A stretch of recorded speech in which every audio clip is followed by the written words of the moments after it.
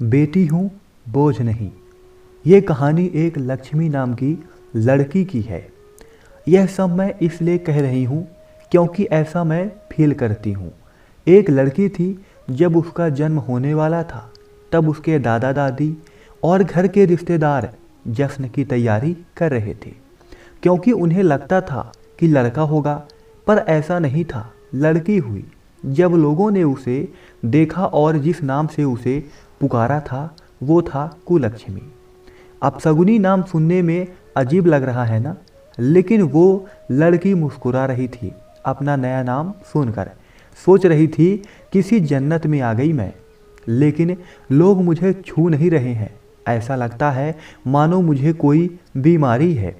जो जश्न मनाने आए थे वो भी चले गए। मुझे लोग मारना चाह रहे थे। सोच रहे थे लड़की हूँ, बदनामी के सिवा कुछ दे नहीं सकती। उसके बाद केवल एक इंसान जो मेरा साथ दे रहा था वो थी मेरी माँ, जिसने मुझे दुनिया की नज़रों से बहुत दूर भेज दिया। दुनिया की नज़रों में मैं तो मर चुकी थी, लेकिन मैं अनाथालय में थी। मेरा भरा पूरा परिवार था, लेकिन फिर भी मैं अनाथालय में थी। कितना अजीब है ना। ऐसा कोई दिन नहीं जाता था जब मेरी माँ मुझसे मिलने ना आए और मुझे दूध ना पिलाती हो। मुझे पूरी देख रेख करती थी। मेरी माँ और परिवार वालों से झूठ बोलती थी कि मैं अपने सहेली से मिलने जा रही हूँ। हर रोज़ माँ नए बहाने बनाती थी। एक दिन मुझे तेज बुखार हो गया और उस दिन माँ पूरे दिन मेरे साथ रही और मुझे सुलाकर ही घर वापस गई।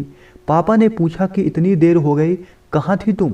तो माँ बोली, मैं अपनी सहेली के यहाँ थी, उसकी तबीयत खराब थी और मैं उसकी मदद करा रही थी। पापा ने गुस्से में उस दिन मम्मी की पिटाई भी की। माँ दर्द सह रही थी, लेकिन फिर भी मुझे छिपा रही थी। उसे लगता था कि मैं बच्ची हूँ, मैं क्या समझूंगी। लेकिन ऐसा बिल्कुल नहीं था। मैं सब समझती थी। मैंने सोच लिया कि सब जानकर रहूंगी। मैं मैडम के पास गई और बहुत रिक्वेस्ट करने पर उन्होंने मुझे सब कुछ बता दिया। यह सब सुनकर मुझे बहुत गुस्सा आया। मैंने तभी सोच लिया कुछ अलग करके दिखाना है। कुछ बड़ी हुई तो मैंने बॉक्सिंग क्लब ज्वाइन कर लिया। जब 18 साल की हुई तो मुझे स्टेट चैंपियन का खिताब मिला। 2 महीने बाद मेरा एक पाकिस्तान की लड़की के साथ नेशनल मैच था। जब मीडिया मेरा इंटरव्यू लेने आई तो मेरी माँ का फ़ोन आया। वो बेचारी बोली, बेटी कृपया अपने परिवार की बुराई मत करना।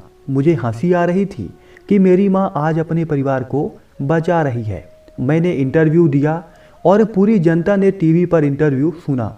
शाम को माँ ने बताया कि टीवी पर देखते हुए पापा बोल रहे थे, वाह क्या लड़की है, कितना नाम रोशन कर रही है अपने माता पिता और परिवार का।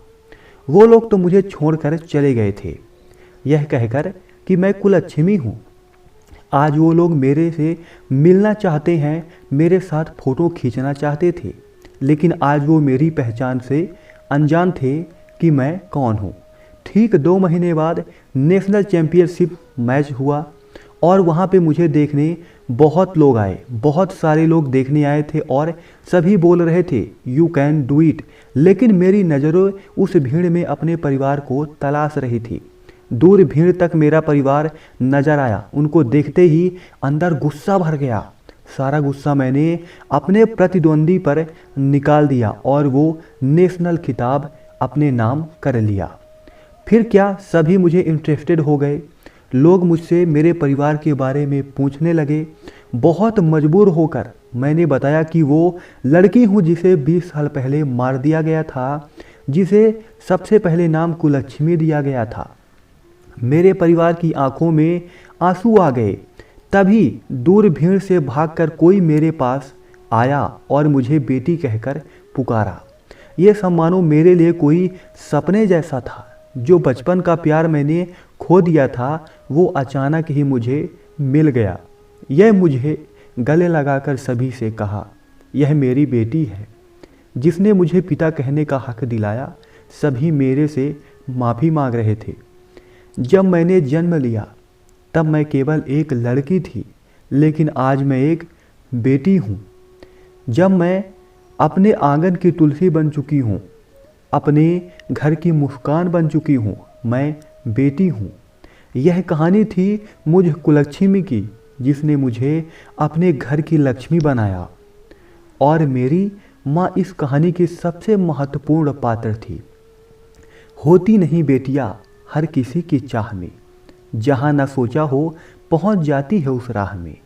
जिसने उन्हें पैदा होते ही मार दिया, समझो उसने अपनी बदल रही किस्मत ठुकरा दिया। बेटी हूँ, बोझ नहीं। आपको अगर पसंद आए तो चैनल को सब्सक्राइब कीजिए। धन्यवाद।